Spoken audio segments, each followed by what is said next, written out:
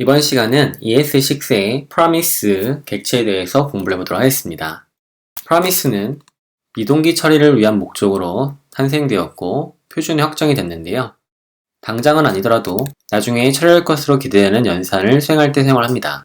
promise가 등장하기 이전 시대에는 callback이라는 패턴을 주로 사용을 했는데요. 이벤트가 발생을 했을 때 callback 함수가 수행이 됩니다. 이 함수는 이벤트가 발생을 하면 실행이 되는 것이죠. 사용자가 버튼을 클릭할 때 이루어지는 것이죠. 그리고 벨로시티를 사용해서 해당 버튼이 애니메이션이 되고 애니메이션이 완료가 되면 컴플리트 연결되어 있는 함수가 콜백되어 실행이 됩니다. 보다시피 자바스크립트 코드에서는 콜백 패턴이 상당히 많이 사용이 됐었는데요. jQuery 라이브러리에서도 마찬가지입니다. ready 이벤트 발생을 하면 처리하는 펑션, 콜백이죠. jQuery 인스턴스 연결되어 있는 on 메서드에 클릭 이벤트가 발생하면 처리되는 함수 또한 callback입니다. 애니메이션이 끝났을 때 처리되는 함수 또한 callback이죠. 자바스크립트고 jQuery고 대부분이 이런 callback 패턴을 사용해서 프로그래밍을 사용했습니다. AJAX 코드에서도 자연스레 callback이 많이 사용이 됐는데요. jQuery AJAX는 주어진 조건 내에서 통신이 성공하게 되면 success에 설정되어 있는 함수, 즉 callback 함수를 실행해서 데이터를 처리해 줬고요. 만약 에러가 발생을 하게 되면 에러에 설정되어 있는 함수, 펑션을 통해서 오류를 처리했습니다. 앞서 다룬 예시만 봐서는 callback이 상당히 많이 사용된 걸 알 수 있는데 문제는 동기 프로그래밍이 아니고 이제 비동기 프로그래밍을 처리할 때 callback이라는 것이 어떤 문제를 수반할 수 있는지를 확인할 필요가 있겠죠. 먼저 동기 프로그래밍은 대기를 하고 나서 실행되는 프로그래밍이죠. 거듭 제곱을 처리해주는 exponentiation이라는 함수가 있다고 합시다. 이 함수에 6을 4번 거듭 제곱한 결과를 expo_6에 담는다. 결과가 처리되면 추후에 결과가 다음같이 출력이 될 텐데요. 중요한 점은 6을 거듭 제곱하는 동안에, 즉 이 내부의 코드가 실행돼서 처리되는 동안에 expo_6가 처리되는 콘솔 로그 구문은 대기를 합니다. 동기 프로그래밍 코드이기 때문에 그렇죠. 이 내부 연산이 수행되기 전까지는 아래에 있는 콘솔 로그는 출력되지 않는 것이죠. 반면 비동기 프로그래밍에서는 대기를 하지 않고 일을 바로 진행합니다. 하지만 비동기에 따른 이벤트에 따라서 결과가 완료되면 그 후에 결과가 수행이 되는 것이죠. exponentiation async라는 함수를 만들었다고 합시다. 이 함수는 비동기 처리를 하게 되는데요. expo_6라고 하는 데이터 값이 0으로 초기화 값이 되어 있고요. 비동기 처리 중이고요. 그리고 콘솔 로그로 expo_6를 출력하면 비동기의 처리 결과를 기다리지 않고 바로 결과를 출력하는 걸 볼 수 있습니다. 추후에 6을 4번 거듭 제곱한 다음에 모든 공정이 끝나게 되면 전달된 callback 함수가 실행이 되겠죠. callback 함수는 set timeout을 통해서 시뮬레이션을 해놨는데요. 1초가 지나고 나서 첫 번째 매개 변수 값으로 계산된 x를 전달해 주게 되고요. 그 x 값은 이곳에서 받게 됩니다. 연산 처리된 x 값은 expo_6에 담기게 되겠죠.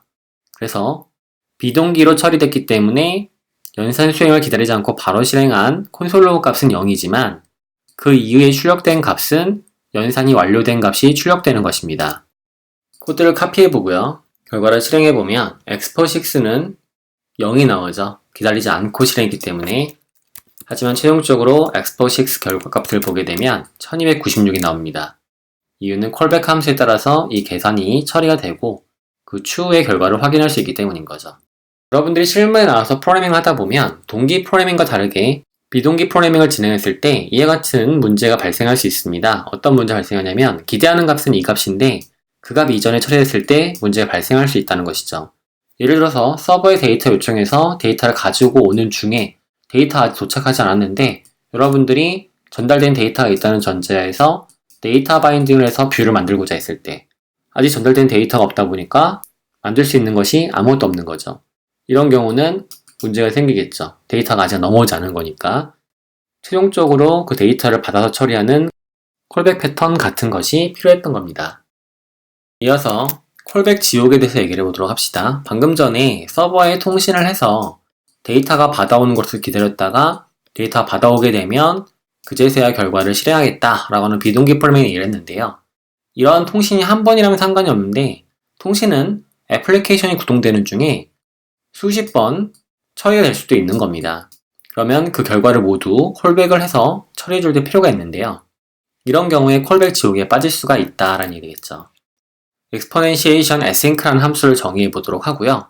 내부에는 비동기적으로 처리할 수 있도록 시뮬레이션 코드를 집어넣었습니다. exponentiation async라는 함수를 2의 3의 거듭 제곱을 하고 결과가 도출되면 콜백 함수로 실행한 다음에 다시 또 내부에서 비동기 실행 함수를 호출한다면 결과값을 3번 거듭 제곱을 하고 또 콜백 함수가 수행이 되겠죠. 해당 데이터 값은 이와 같은 방법으로 결과가 처리할 때마다 다음 함수에 전달이 되고요. 최종적으로 비동기 처리된 코드가 마지막에 expor로 출력이 되는 것입니다. 일견하기에도 비동기 프로그래밍을 처리하는 콜백 함수가 중첩이 되면 될수록 콜백 지옥에 빠진다는 것을 알 수가 있는 것이죠. 이러한 문제를 해결하기 위해서 ES6의 promise라고 하는 새로운 객체를 사용할 수 있는 방법이 표준으로 확정이 된 것입니다. promise를 사용하게 되면 앞서 살펴봤던 콜백 지옥에서 해방될 수가 있거든요. exponentiation promise라는 이름의 함수로 유틸리티를 개선시켜 봅니다. 내부에 보게 되면 new promise라는 구문이 들어가 있는데요. new 클래스 구문이니까 promise instance를 생성해서 return 반환시켜 주겠죠.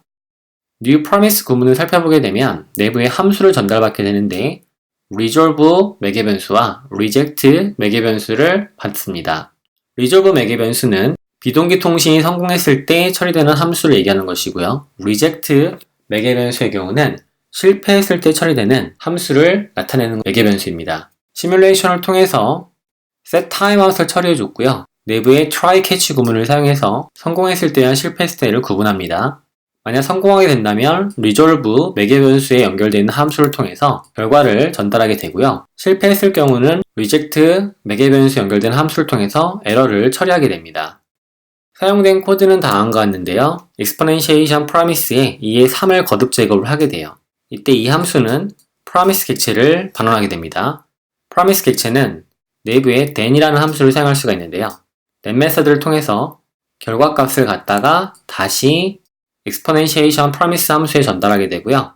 결과값 x를 3번 거듭 제곱한 다음에 promise 객체를 반환하게 됩니다. 내부적으로 then을 수행해서 계속된 비동기 프로그램에 연산된 결과를 처리할 수 있고요. 마지막에 expor라는 값을 도출할 수 있도록 하는 것이죠. 어떤가요? 앞서 살펴봤던 콜백 지옥 코드에 비교했을 때 promise를 사용한 코드가 가독성도 용이하고 개발하기에도 수월하다는 걸 알 수가 있습니다. ES6에 와서 promise를 주로 사용하게 되는 이유가 여기에 있는 것이죠. promise의 상태를 확인해 보게 되면 크게 pending 상태에서 실행에 성공한 상태, 실행에 거절된 상태 두 가지를 볼 수 있습니다. pending 상태는 대기 상태로 초기 상태이고요. 실행도 거절도 아닌 이전 상태를 얘기합니다. 실행 fulfilled 상태는 pending 상태에서 실행이 돼서 성공이 되면 확정이 되겠죠. 그럼 비동기 동작을 처리해주게 되고요. 거절 rejected 상태가 되면은 오류를 처리해주게 됩니다. 실행이 되게 되면 then 메서드를 통해서 연결되어 있는 callback 함수를 실행하게 되고요. 그 결과를 return 반환하게 됩니다. 반대로 거절되게 되면 then 함수를 통해서 거절에 연결되어 있는, 즉 reject에 연결되어 있는 함수를 실행하거나 또는 catch 메서드를 통해서 그 오류를 처리해주게 됩니다. 마찬가지로 반환된 결과를 받아서 다시 pending 상태에서 실행, fulfilled, 거절, rejected 이와 같은 형태로 계속적인 연속 반복 수행이 되는 것이죠. 이와 같은 프로세스를 통해서 promise가 비동기 프로그래밍을 처리하게 됩니다. ajax utility 함수를 promise를 통해서 래핑을 하게 되면 내부에 promise 객체를 생성하게 한 다음에 return된 결과를 받을 수가 있게 되겠죠. 내부적으로 URL 코드 값을 전달하게 되면 URL을 받아서 내부에 ajax 코드를 실행할 수 있도록 코드를 짜주고요. 통신이 성공이 되면 자신의 레스폰스 응답 결과를 resolve 함수에 전달하게 됩니다. 그러면 then 성공했을 때 response 값을 받아서 string 값을 객체화 시켜주도록 하고요. 다시 then 함수를 통해서 객체화된 데이터에서 임의 데이터를 필터링한 결과를 출력할 수 있게 해줍니다. 직접 코드를 짜보도록 할까요? 랩 변수를 만들고요. promise 객체를 전달받을 수 있는 변수를 사용합니다. new promise 객체를 만들도록 하고요. 내부에 함수를 전달합니다. resolve reject라고 하는 매개 변수를 받도록 하고요. 내부에서 resolve 함수, reject 함수를 실행할 수 있는데요. 실행 시 처리되는 함수가 되겠고요. 거절 시 처리되는 함수가 되겠습니다. 내부에서는 AJAX 코드를 수행할 수가 있는데요. XML HTTP request 객체 만들어주고요. 오픈 메서드를 사용해서 통신을 합니다. 콜스 유틸리티 함수를 통해서 어드레스를 전달해 주도록 하고요. send를 수행할 수 있겠죠? 데이터는 전달하지 않겠습니다.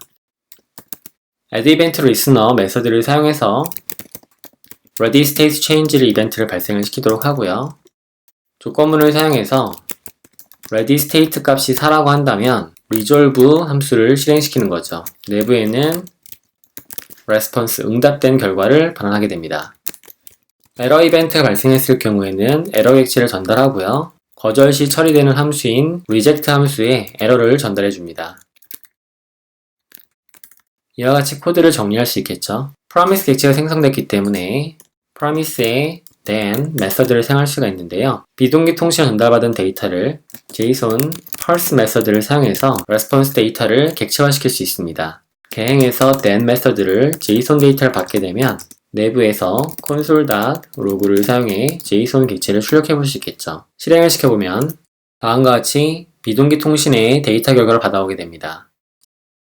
전달받은 JSON 데이터를 필터링 할 수도 있겠죠. 필터 메서드를 사용해서 데이터와 인덱스를 사용하고 내부적으로 인덱스 값이 5보다 작다고 한다면 then 결과 데이터를 받아서 데이터의 개수를 확인할 수 있습니다.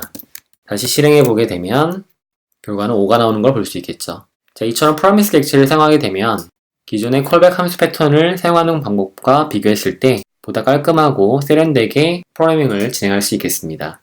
AJAX 통신에 관련된 라이브러리 코드를 promise와 함께 사용해 봤는데요. ES6에서는 내장된 fetch API를 통해서 굳이 불필요하게 라이브러리를 만들지 않고도 다음과 같이 세련된 프로그래밍을 할 수 있습니다.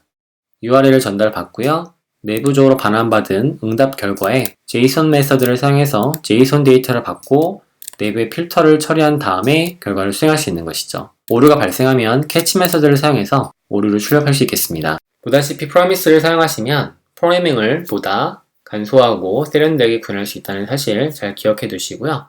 이어지는 강의에서는 promise의 스태틱 메서드를 살펴보도록 하겠습니다.